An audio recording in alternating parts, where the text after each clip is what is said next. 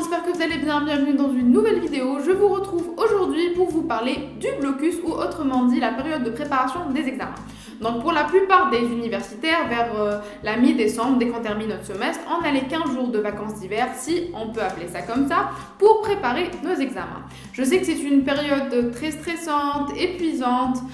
Il n'y a pas pire pour un étudiant, donc je me suis dit, voici comme la vidéo pour vous aider à vous organiser et surtout pour vous motiver. Donc sans plus tarder, je vous laisse avec la suite.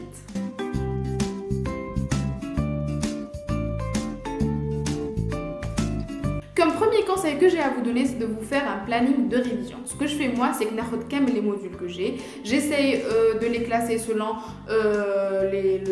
l'avancement de mes révisions. Qu'il y a des modules qui me tombent, qu'il y a je les ai pas encore touchés, qu'il y a je les ai terminés. Donc voilà. Et surtout, je les classe en deux. Qu'il y a des modules, je les laisse pour la matinée parce qu'ils sont assez lourds. Qu'il y a d'autres, je les laisse pour l'après-midi parce que refef.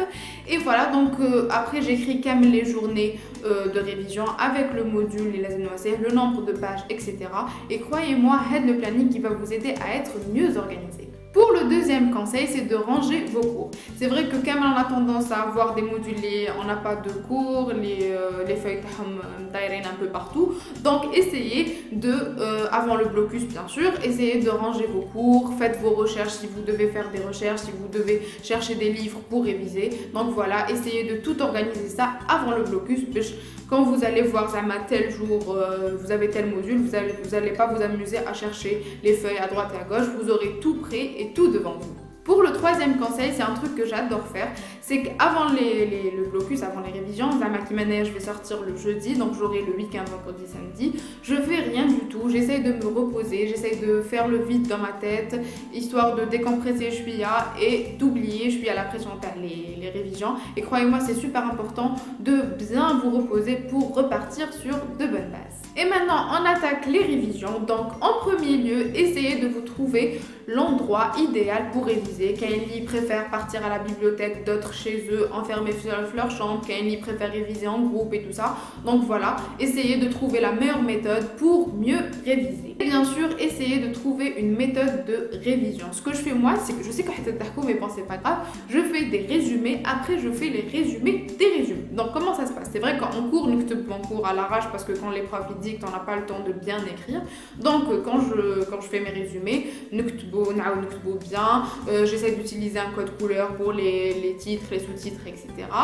Et en dernier, quand je termine mon cours, je prends les petites feuilles Bristol. D'ailleurs, j'ai posté une photo sur Instagram si vous voulez la voir. Et je réécris des petits flashs, des titres, quelques petites définitions, mais vraiment les trucs les plus importants. La veille, les examens, je relis pas tout mon cours, j'ai juste à revoir les petites fiches de révision. Si vous voulez plus de détails, je pourrais vous faire un petit article sur Instagram et Facebook pour vous expliquer en détail comment faire des fiches de révision.